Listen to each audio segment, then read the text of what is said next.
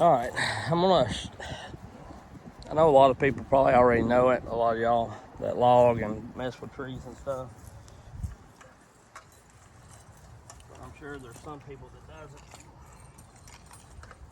And I want to kind of show or share with them if you're going to cut a tree into logs, how to do it. Which I'm not cutting this tree into logs. I'm just I'm gonna cut it up into firewood because I really don't have enough to take or even mess with. So, and this type of tree ain't real valuable. But when you do it, of course, you want to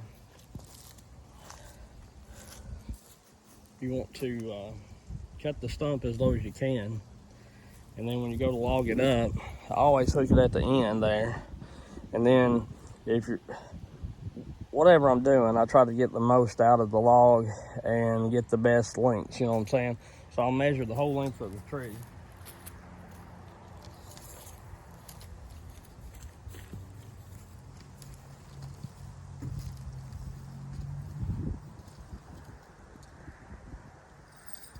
It's like 24 foot.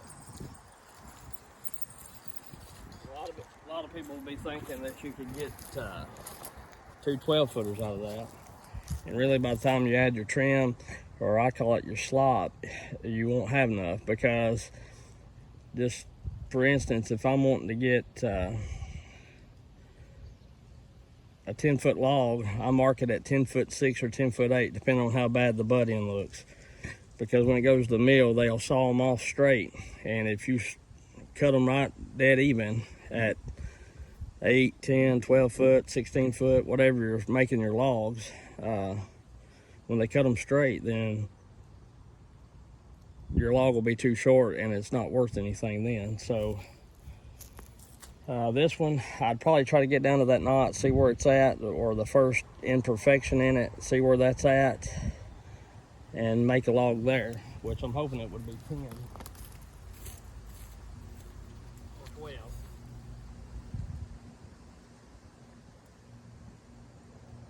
Barely get a 10-footer, so really what I would make this is probably an 8-footer, because it's got the best in it. So I'd mark it at 8, probably 8'8".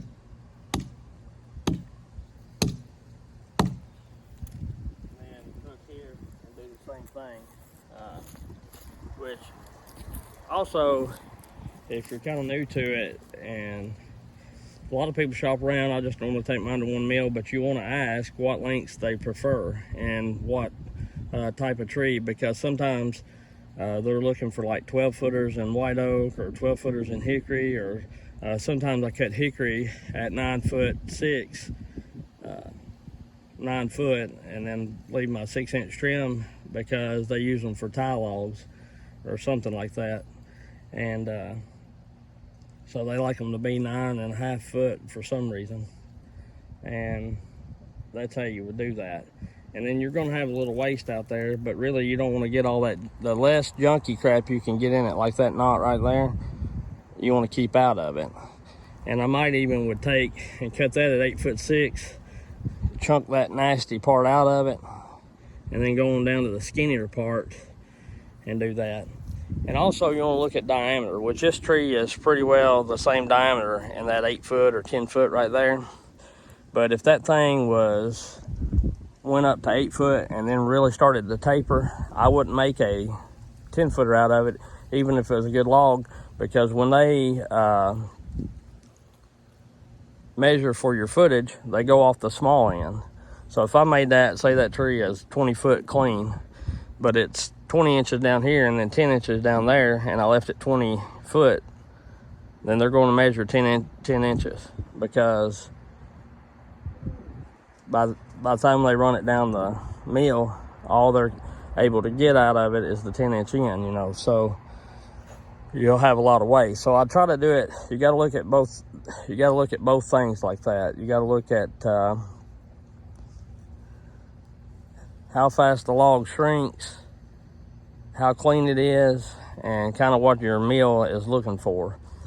But like I say, even if that was clean right there and it tapered down like that and I could get a 12-footer out of it or a 16, I still wouldn't do that because it jumps down so quick, you know. And like I say, when they measure, you know, you're thinking you got a 2-foot log right here, and then you get down there and it's 18 inches, then all you're getting paid for is the 18 inches by 16. So your board feet, what you get paid for, goes down drastically.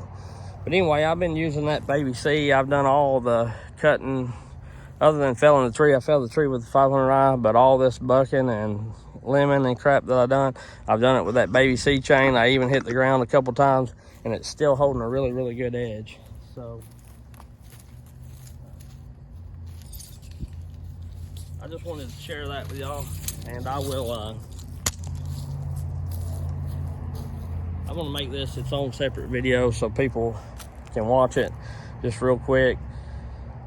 That's what you want to look at and logging. And also, if you're logging a big property, you want to look at what kind of wood is bringing the most, if you're able to get back on that property, unless they want it clear cut. But if you got a chance to let some, you know, say it's got white oak, red oak, and hickory, and poplar or whatever, or some ash, you got all them types of trees, and you're there, and you got some really, really good white oak and really, really good poplar, but the ash and the red oak's kind of smaller, and the pay's down on them because it fluctuates. Like right now around here, red oak ain't bringing very good. So if you got iffy trees, don't cut them yet. You know, if they're just right there at the harvesting age or size, you know, wait a couple years, let them grow, and see if you can't get back in there, or wait till the timber prices go up, the market goes up for that certain log. Talk to the landowner and tell him, you know, I can get more money out of this. Maybe, you know, if we can wait and see what the market does, and it can go, you know, rise up a little bit, I can come back and cut this red oak out of here, and that way you get more money out of it. You know, you got to kind of look for that kind of stuff too. Unless you can't get back on it and they're just wanting it clear cut, or they got to have it clear cut, or whatever, you know. Or you buy it at auction. I know a lot of people buy timber tracts at auction and they've got to log it and get it out of there. Of course, then you would want to get everything that you could. But if you're on somebody that you know, or a farmer you know, and they'll let you come in and out pretty much as well as you please, then, you know, you want to get the most valuable logs at that time. So anyway, that's just a little tidbit I want to share with you. And also, when you're doing tree work or any kind of logging, which if you're certified or whatever, you probably should know this, but if you're not, you're looking to get into it, or you're just doing it on the side, before you go to cutting, you want to make sure you check your property lines and talk with the neighbors of the property and let them know that you're going to be cutting, to make sure there's not going to be any issue. Because, you know, I have run into, like, I cut for some people one time, and they had a fence running up their property, and they lived there for like 3-4 years and mowed it and took care of it and swore up and down they owned it fence to fence. But a new landowner had bought it, they resurveyed it, and they lost, well, I don't know that they lost it, but when it was resurveyed, they actually found the property lines, and it brought it back. You know, they didn't own about 25 foot off that fence. So, you know, their property that they thought they owned shrunk a little bit. So you want to make sure you go over all that, because if you get into cutting into somebody else's trees, especially yard trees, if they're sentimental to them or whatever, you can get into, it can get into your pocket real quick. And it also can logging too. It's not terribly as bad as long as you accidentally do it, as long as you're not timber trespassing on purpose. But even if you do it on accident, because of discrepancy of property lines or whatever, if you're not sure, it's safer to leave the tree than it is to cut it, because you may end up having to pay them a fine and then the stumpage back on it. So it could be, and the stumpage is what the tree brings after the cost of logging it up and hauling it to the mill is deducted out of it. So, you know, if you've cut a tree and it was worth $1,000 and it cost you, just say your time cutting it and hauling it to the mill, fuel and everything, whatever, skidders dragging it out, and that cost you $200, well, then you owe that landowner about $800, and then possibly another $300 to $600 fine. And it could be more than that, I've heard, but that's just a little bit that I know about it. Anyway, that's all I'm going to say on this. I'm going to shut you off, and I'm going to get to bucking up wood with the baby C chain. We'll see how it does.